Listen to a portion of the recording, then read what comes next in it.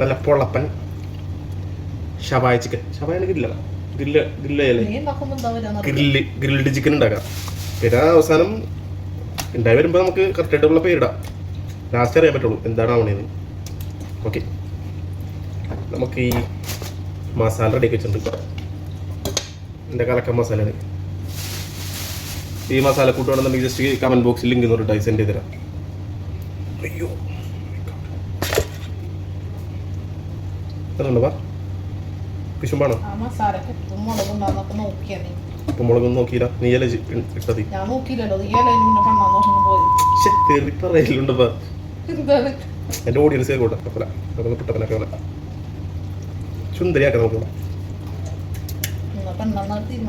പെണ്ണാണ് അവള്. വേണ്ട ജസ്റ്റ് പെണ്ണാറം സുന്ദരിയായിട്ടുണ്ട് അവള്. എങ്ങനെയുണ്ട് അവള്? സുന്ദരിയായില്ലേ? കുക്കറിലൊക്കെ. അയ്യോ മൊത്തം നാശായില്ലൂടെ. എല്ലാ ചാക്കിലും ഇതാക്കി തരും. എന്താ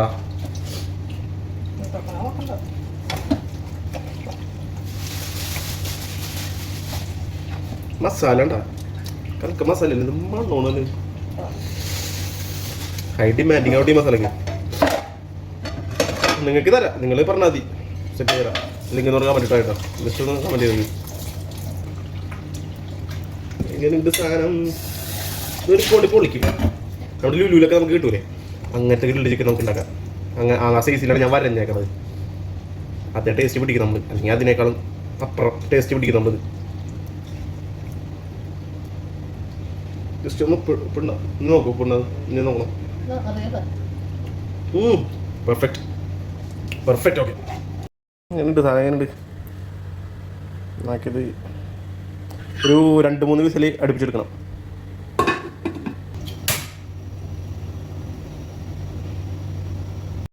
ഗൈസ്, നമ്മുടെ സാധനം 3 വിസിലിന് ശേഷം ഇതിങ്ങനെ ഇരിക്കും. നല്ല ആവിയൊക്കെ പറക്കണണ്ട. നമുക്കിനി ബട്ടർ ഒന്ന് ഉരുക്കിയെടുക്കണം. മെൽറ്റ് ചെയ്ത ബട്ടറിലേക്ക് ഇത്തിരി ഹണിയെ ഒഴിച്ചു കൊടുക്കുക.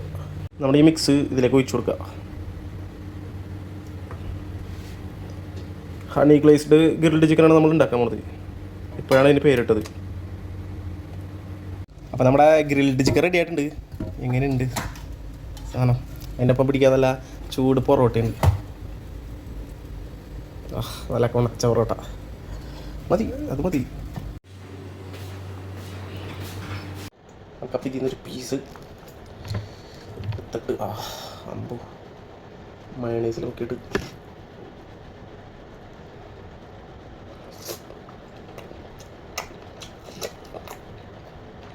അടിപൊളി സാധനം.